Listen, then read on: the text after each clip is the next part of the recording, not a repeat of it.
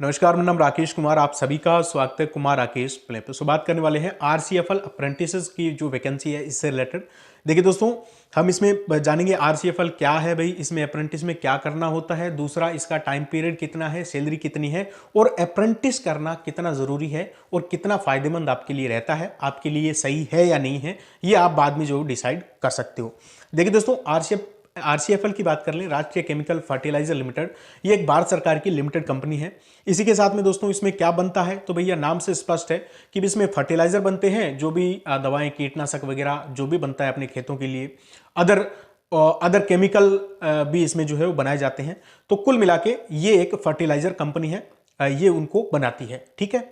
अब देखिए दोस्तों, अगर हम बात कर लें कि इसमें आपके कितनी नंबर ऑफ पोस्ट है अप्रेंटिस की, तो ये है 378। अगर आपने ग्रेजुएशन की कर रखी है दोस्तों, बीएससी कर रखी है, फिर भी इसका फॉर्म लगा सकते हो। फॉर्म फीस इसकी 0 है। अगर आप सिर्फ 12th पास हो किसी भी स्ट्रीम से, साइंस चाहे सीधा आर्ट कुछ भी हो, तो भी आप फॉर्म लगा सकते हो। और आपके पास अगर डिप्लोमा है, जैसे इलेक्ट्रिशियन का डिप्लोमा है दोस्तों, या फिर कोई अदर डिग्री डिप्लोमा है, तो भी आप इसका फॉर्म लगा सकते हो। 3 कैटेगरी में आपकी जो पोस्ट आई हुई है। अब देखिए दोस्तों, इसके जो है हर साल फॉर्म निकलते हैं। फॉर्म फीस 0 है, आप फॉर्म भर सकते हो। एज की बात करें 18 साल से 25 साल, और ये काफ़ी आपके लिए फायदेमंद रह सकती है चीज़, इसके बारे में हम बात करेंगे। ठीक है। आगे देखिए दोस्तों, अगर हम बात कर लें ग्रेजुएशन की, तो इसमें 182 पोस्ट टोटल निकली है। और इसमें कोई भी ये मान के चलो, कोई भी बंदा इसमें फॉर्म भर सकता है जिसने बीएससी कर रखी है। ठीक है, बीएससी पीसीएम से है। अब हम बात कर लेते हैं टेक्नीशियन की। तो टेक्नीशियन में दोस्तों जिनके पास डिप्लोमा है, इलेक्ट्रिशियन का है, लेबोरेटरी का है, या फिर आपके पास मैकेनिकल कोई डिप्लोमा है, तो भी आप इसका फॉर्म लगा सकते हो। और ट्रेड अप्रेंटिस की बात करें तो इसमें आप 12th पास हो तो भी आप फॉर्म भर सकते हो। अब इन तीनों में आपके 50% होना चाहिए, यानी बीएससी की है तो उसमें 50%, आपके पास डिप्लोमा है उसमें भी, और 12th में भी 50% आपके कम से कम होनी चाहिए। ये आपका मिनिमम क्राइटेरिया है। अब हम बात कर लेते हैं कि भी इसमें टेक्नीशियन जो है उनके कौन कौन सी, ये मान के चलो टेक्नीशियन इंजीनियर की बात कर लें, तो अगर आप कंप्यूटर से हो, सिविल से हो, मैकेनिकल से है, या फिर इंस्ट्रूमेंट से है और मैकेनिकल से है, इनमें अगर आपकी इंजीनियरिंग है तो आप जो इसका फॉर्म लगा सकते हो। साथ ही में ट्रेड की बात कर लें दोस्तों, तो इसमें केमिकल अटेंडेंट की पोस्ट है जिसके लिए बीएससी आपको चाहिए। ठीक है। और इसमें 24 महीने की ट्रेनिंग होगी। एक तो इसमें 24 महीने की होगी, बाकी सभी में कितना, 12 महीने की। इसी के साथ में ब्रॉयलर अटेंडेंट है जो ओनली फॉर 12th पास है। ठीक है, इसमें भी 24 महीने की होगी। और एक और है दोस्तों, हॉर्टिकल्चर असिस्टेंट, जो कि 12th पास है, इसमें भी आपकी 24 महीने की ट्रेनिंग रखी गई है। इलेक्ट्रिशियन में भी 24 महीने की ट्रेनिंग रखी गई है। ये जो ट्रेड वाले हैं, टेक्नीशियन वाले, इनमें जो है 24 महीने की ट्रेनिंग होगी। बाकी आपके जो ग्रेजुएशन वाले हैं, जैसे लेबोरेटरी असिस्टेंट है, बीएससी पीसीएम से है, ठीक है, इसी के साथ में मेडिकल लेबोरेटरी असिस्टेंट है, ये भी 12th पास है, तो इनमें 12 महीने की आपके जो है वो रहने वाला है पीरियड। ठीक है। अब हम बात कर लेते हैं सैलरी और स्टाइपेंड की।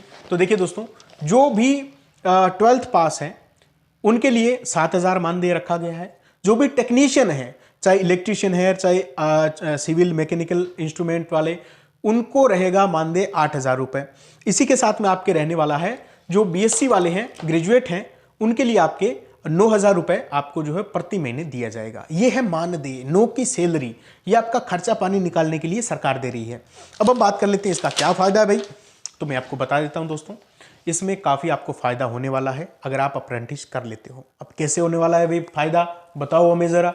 तो अगर आपने इलेक्ट्रिशियन कर रखा है, अगर आपके पास कोई डिग्री डिप्लोमा है, तो आजकल आपको पता है सरकारी से ज़्यादा लोग प्राइवेट में लगे हुए हैं। ठीक है। और वो इस चक्कर में अच्छी सैलरी नहीं पाते क्योंकि उनके पास कोई भी अच्छा सर्टिफिकेट नहीं है। कोई उनके पास क्या है कि अब सीधा ही आप डिग्री करके जाओ कहीं पे, आपको क्या मिलेगा, कुछ नहीं मिलेगा। यही बिल्कुल नॉर्मल लो लेवल की सैलरी आपको मिलेगी। लेकिन अगर आप यहाँ से, यहाँ ट्रेनिंग भी होगी, आपको सिखाया जाएगा, आपके पास एक्सपीरियंस भी चलेगा।